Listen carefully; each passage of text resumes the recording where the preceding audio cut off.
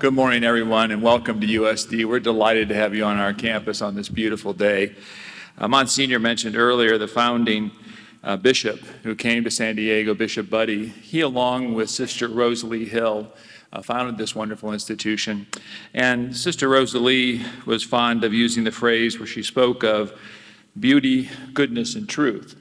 If you build a beautiful place, people will be attracted. They'll find the goodness within, and then they'll discover the truth. And today I just want to talk a little bit about that beauty, that goodness and truth that we have here at USD. 9 months ago yesterday, I actually accepted the job to come to USD and began this August. And at that time, I was making a decision of whether or not to accept the offer that was provided to me by the Board of Trustees. And as I was making that decision, I spoke to a number of friends and my family about whether or not I should accept, and everyone talked about the climate. Oh, you're going to a beautiful campus. It's ranked #1 in the country for college campus beauty. Oh, you can't beat the weather in San Diego. It's fantastic. And all those things are true. Although it was a little bit humid in the fall, I was a little bit worried about that. But what I found, which was more important than the climate outside, is the climate inside. And the climate inside this university is wonderful. It's one that nurtures students, and as Monsignor suggests, that we're preparing students to be change makers. What I'd like to talk today about the inside environment are 3 elements that I think are important in the development of students as they prepare for their lives after college. And I call those the 3 C's. First of all, that students be prepared as individuals of character, and that we help them work on that formation.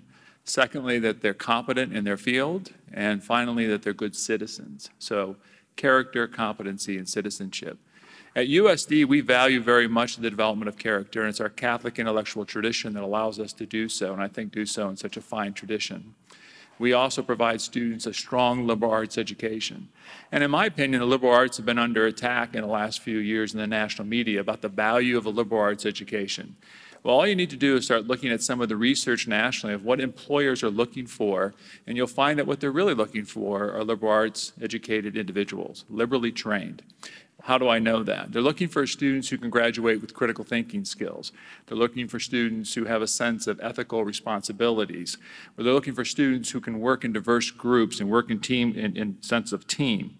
So they're looking for individuals who are prepared well, that have to take classes not only just in theology and in math and in history, but across the broad spectrum of learning. It allows our students in their first 2 years in those general education courses really to discover what direction they'd like to take. So you don't have to declare a major immediately upon entering USD, and we think this provides you with an opportunity to make some good decisions. We also, Monsignor will be modest about his role here, but in addition to having a long tenure here, it's his division, and we have a full division that is responsible for campus ministry, and it's discovering world religions and having discussions about that, but also about the Catholic faith on our campus. We hold workshops, we have retreats, we have a number of different discussions on campus about important issues. So in the last 2 weeks, there's been quite a bit of national news about unrest on college campuses. So rather than just letting that be quiet on our campus and hope that it doesn't get stirred up, we actually are providing forums in the next week where we're having discussions. Campus ministry will be leading one of those. We have them across different disciplines. Let's talk about what's going on. How are people who are traditionally underrepresented in higher education feeling on our campuses, and how do they specifically feel on the USD campus? Secondly, I'd like to talk a little bit about the development of competency. So we want our students, when they graduate, certainly if you're going to major in accounting, we want you, if you decide that you want to sit for the CPA, that you can continue to take those classes and earn the credits necessary to sit for the CPA. Or if you're going to be in biology and decide that you'd like to go on someday to medical school, we want you to be prepared for that. We also have fine professional schools beyond the College of Arts and Sciences. So our business school, most recently, particularly at the graduate level, is just ranked #3 in the world by Financial Times for entrepreneurs who graduate from their MBA program and go on to start their own businesses. At the undergraduate level, our Shiley Marcos School of Engineering is ranked in the top 15 in the country. Our School of Law is ranked in the top 75. Our professors in the School of Law are ranked in the top 30 in the world for their research and their scholarly productivity. Our School for Leadership and Educational Sciences is one of the first schools in America founded for leadership development. And it's not unusual for undergraduate students to take courses in leadership or to go on and receive a master's degree in leadership upon completing their undergraduate degrees. We also, I think if we want to demonstrate competency on campus, we have incredible teachers and faculty members. So for example, when it comes to cutting edge research, just 2 weeks ago, we had a professor by the name of Amy Carpenter who produced a 3-year study with a colleague from Loma Linda University from the National Institute of Justice, a 3-year research project on human trafficking and how it impacts this region of the world, and also how does it impact internationally. We also last year had the California Carnegie Foundation Professor of the Year in Dr. Mitch Malachowski, who is a chemistry professor, so the top professor in the state of California. So as you can see, competency reigns at USD, and we think that we are going to help our students prepare to be competent citizens upon graduation. And finally, it is all about citizenship. It's about different types of citizenship. Often we think about engaged citizenship, about whether or not you're going to participate in national elections, and of course over this next year, we'll have quite a bit of discussions about what's happening in national politics and so forth. But it's really about forming a global perspective. And that global perspective starts here on this campus. So we have students from over 70 different countries represented in our student population on the campus, different faith traditions, different backgrounds, different ethnic and cultural experiences. We're ranked #2 in the nation for study abroad. And I want to touch on the tragedy that happened yesterday in Paris. We had 4 students studying in Paris. Within 4 hours of that tragedy being announced in the United States, we had contacted all 4 and sent out a message to all of our parents and everyone on the campus to let them know that our students were safe. And then we also put out contacts to all the students who were studying abroad in Europe. So we take that very seriously, and we've received a number of emails back from parents saying, thank you for letting us know how much you care about our students. We will remain committed to that perspective. Our students study in all different, I think over 30 different nations. We have programs available. We have our own campus in Madrid, Spain. We also have alumni all over the world that help our students get placed. So parents are out there saying, well, yes, we'd like them to graduate. We'd like them to be individuals of character and competent, but we'd also like them to get a job. And we have a really wonderful placement rate at the University of San Diego, and we have alumni all over the world. And our alumni population, for being such a young institution, we're only 66 years old total.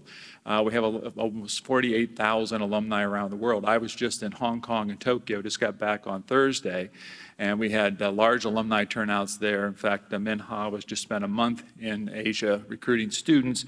So we have those connections, not just here in the United States, as you would expect, but also abroad.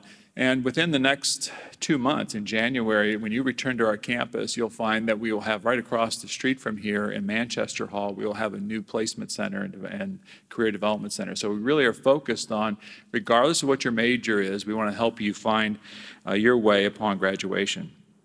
And then also it's about engaged citizenship locally. So Monsignor talked about it being a change maker campus.